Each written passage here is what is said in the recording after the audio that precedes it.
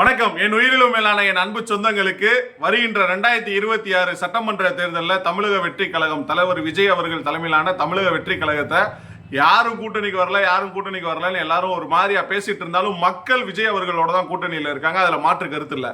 ஆனா அதே நேரத்தில் ஒரு தேசிய கட்சியான காங்கிரஸ் கட்சி கூட்டணிக்கு வரும்னு பல கட்ட பேச்சுவார்த்தைகள், காங்கிரஸ் கட்சியில் இருக்கக்கூடிய அடிமட்ட தொண்டர்கள் நிறைய பேர் என்ன சொல்றாங்க அப்படின்னா, நம்ம விஜய் அவர்கள் கூட போறதுதான் நமக்கு எதிர்காலம் நல்லா இருக்கும் அப்படின்றதெல்லாம் தாண்டி கேரளாவில் ஆட்சியை பிடிக்கணும்னா விஜய் கூட தான் போகணும், பாண்டிச்சேரியில் ஆட்சியை பிடிக்கணும்னா விஜய் கூட தான் போகணும், கர்நாடகாவில் ஆட்சியை பிடிக்கணும்னா விஜய் கூட தான் போகணும்.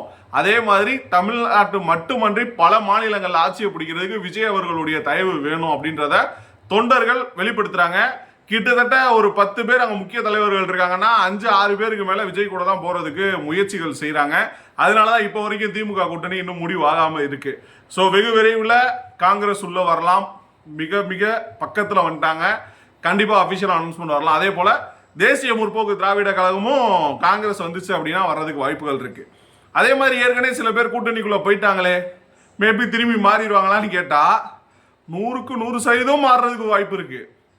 மக்கள் விஜய் அவர்கள் பின்னாடி இருக்காங்க, அதனால இந்த கூட்டணியில் நாங்கள் இருக்க விரும்பலை அப்படின்னு சொல்லிட்டு கூட்டணி அறிவிச்சவங்களே பாதி பேர் வெளியே வந்துருவாங்க.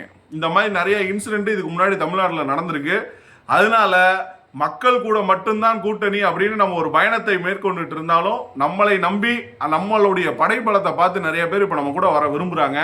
அப்படி விரும்புகிறவர்களையும் அரவணைத்து விஜய் அவர்கள் செல்வார். அதில் மாற்று கருத்து இல்லை.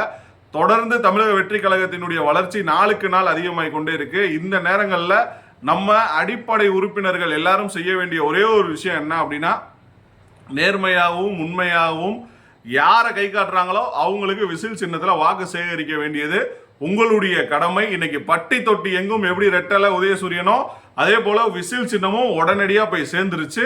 அதுக்கு விஜய் அவர்களுடைய ஒரே ஒரு பேரும் புகழும் மட்டும்தான் காரணம். அதில் மாற்று கருத்து இல்லை. ஆனால் தொடர்ந்து இந்த வேட்பாளர்களை இன்னும் ஒரு 10 நாளில் அறிவிச்சிருவாங்கன்னு நினைக்கிறேன். அந்த வேட்பாளர்களையும் நீங்கள் நேரடியாக மக்கள்கிட்ட கொண்டு போய் சேர்க்க வேண்டியது யாருடைய கடமை? உங்களுடைய கடமை. தயவு செய்து வேலை பாருங்க.